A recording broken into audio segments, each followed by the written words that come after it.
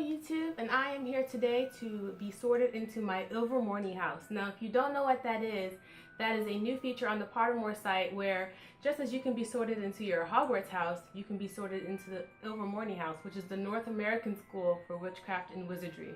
So go to Pottermore now. If you haven't already been sorted into your Hogwarts house, do that first, then come back and be sorted into your Ilvermorny house. So when I took the Hogwarts, I'm gonna take off my slippers for a second because my feet are kind of hot. Yeah, why not? Okay. When I was first sorted into my Hogwarts house, I was sorted into Hufflepuff, which I feel is very fitting because I feel like I embody a lot of those characteristics, you know? So I'm pretty happy with that. Now I'm going to be sorted into my Ilvermorny house, and I'm going to this blindly. All I know is that there are 4 houses and that it's the North American School, but I don't know what the houses are or what types of qualities the houses represent. So I'm really excited to go into this and see what I get. Now, you can read the story about the Ilvermorny School. I guess it's like how the school came to be, but I haven't done that yet. I'll do that afterwards. I really like going into this not knowing what to expect. So let's get started. So I'm gonna go take the Ilvermorny sorting ceremony. Where will the enchanted carvings place you? Begin the experience. Okay, would you rather hunt or heal? I'd rather heal. I feel like that's a much more positive thing that you can do. Hunting is more about survival, I guess, but I'm not really a hunter, you know? It's like I'm a lover, not a fighter. Hunting is more like fighting. I'm more like, you know, healing is more like loving, you know, care, all that stuff. So I'm gonna pick heal. Whose judgment do you most fear? Nobody's, my own. Dude, when you have upstairs neighbors, this is what you have to deal with on a regular basis. Okay, so whose judgment do you most fear? Nobody's, my own, my friends, my family's, the world's. Histories. Do I fear my own judgment? I don't really fear my own judgment. I feel like fear is not really the right word when it comes to judgment. I might worry a little bit, but not really fear. So I don't fear my own. I don't fear my friend's judgment. I don't fear my family's because I if anything, what is the word? Like I appreciate their judgment. Something like the word appreciate, you know. The world's judgment. I don't really fear the world's judgment only because I think my judgment is the most important of my own self. So the world is kind of like, if I accept myself, maybe the world doesn't accept me, who cares? As long as I accept myself and my family and friends do, that's all that really matters. So I don't fear the world's judgment. History's judgment, I guess that kind of goes along with the world, but the world is like, you fear the world's judgment now, whereas you fear history's judgment, you know, after you're gone. I don't fear history's judgment. I don't really know. I'm gonna say nobody's. I don't really fear anyone's judgment.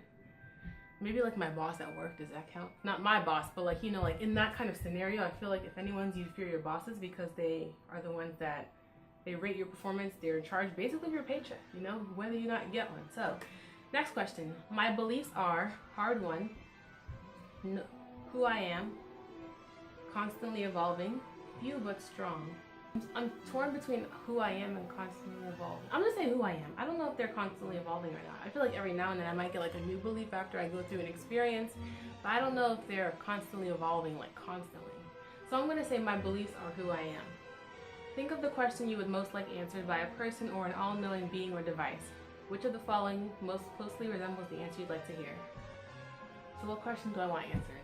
Okay, so I'm not gonna tell you what question I came up with because it's kind of personal, but you'll hear the answer. So, without a shadow of a doubt, never, very soon, it is impossible, yes, I will show you everything, only if you agree, if you come with me, no I didn't, you are, there's a lot of answers here, yes you may, only once, if you want to, forever, not for many years. I think the answer that I'm looking for is very soon. Which would you choose if you could only have one? The power to change one day in your future, the power to change one day in your past, the power to make one person impervious to harm, the power to bring one person back from the dead, to cure one illness worldwide, to eradicate one quality from all humans, to know the answers to any single question. So I feel like the least selfish answer is to eradicate like an illness worldwide, but I'm not gonna pick that. Don't scream at me, you know you probably wouldn't either. I don't know, maybe you would. Maybe you're a really good person. I'm not always a good person. Never mind, okay. I might change. I don't want to change a day in my future because I don't know what's in my future, so I don't want to change something and then it ends up not being so necessarily. I'm tempted to say a day in my past, but also sometimes I think about the past and I'm like, oh, I kind of wish I did that one thing differently. So if I could change that one thing, like it's not usually a big deal, but so I think I'm gonna skip that one as well. Make one person impervious to harm. See, that's hard to choose that one person though, you know? It's like you want to pick like maybe one of your family members, but you have like I have more than one family member, so like how do I pick? Bring one person back from the dead. I don't think I do that. Cure an illness worldwide. Eradicate one quality from all humans. You know, I actually might cure an illness worldwide only because I can't get myself to pick one of the other ones. So I'll cure an illness worldwide, you know? Let's cure cancer. You know, let's get rid of that. What would you exchange for your heart's desire? Anything? Well, what is my heart's desire? I think my heart's desire is to be a successful published author. What would I exchange for that? Anything? That which I can afford to lose. Blood, sweat, and tears. What it is worth. Blood, sweat, and tears, because I feel like that's what I'm going through just to get this book written. If I could, I would never feel pain, fear, regret, shame. I think I would never fear. I want to say shame. Because I feel like you need to feel pain because pain kind of lets you know when something is wrong. So if you can't feel that, you won't even know what's wrong. Fear, same kind of situation, but instead of like a physical thing, it's like an emotional thing. Regret. I feel like if I never regretted anything, I'll never know what to change going forward. So I'm gonna skip that, and I'm gonna say shame. So by process of elimination. Which is the better motto? It is nobler to be deceived than to be mistrustful. Friends should not demand blind faith. Maybe friends should not demand blind faith. Oh, okay. So, congratulations, you've been sorted into Thunderbird! Alright. What is Thunderbird? That sounds pretty cool. Okay, more about my house. So, welcome to House Thunderbird, named by Chadwick Boot after his favorite magical beast, the Thunderbird, a beast that can create storms as it flies.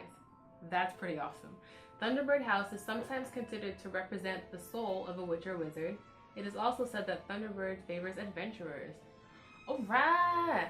I'm an adventurer, baby, and I'm the soul of the Ilvermorny house. I can dig that. I am happy with those results. Yes, okay, so that's the traits that Thunderbird represents, the soul and adventurers. I feel like that's true, because like everything that I want to do in my life is adventurous. You know, I want to go to all these places. I want to do crazy things like zip lining and bungee jumping and, you know, jet skiing and freaking swimming with a, what's it called? A whale shark. You know, like I probably won't do that because that's really scary. But I feel like I can build up to that, you know?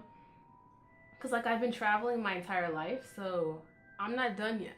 I probably will never be done traveling. Yeah, so I'm going to let you guys find out for yourselves what the other houses are, because I think it's probably cooler if you go into this test maybe not knowing what's going on. You know now that one of the houses is a Thunderbird, what qualities that represents, but you don't know what the other three houses are. So, alright, I am a Hufflepuff Thunderbird, a Thunderpuff, a Hufflebird. I like the names of both of those actually. I like Thunderpuff. It reminds me of Powerpuff Girls. Alright you guys, thank you so much for watching my video of me getting sorted into my Ilvermorny house. You know, it's kind of cool because if I was actually a wizard, this would be the school that I go to just because it's in North America. That's where I live, you know? So, yeah, like I would actually be a House Thunderbird. That's pretty cool. Alright you guys, so go and take the Pottermore quiz and then come back and let me know in the comments which house you have been sorted into. Thank you so much for watching and I'll see you next time!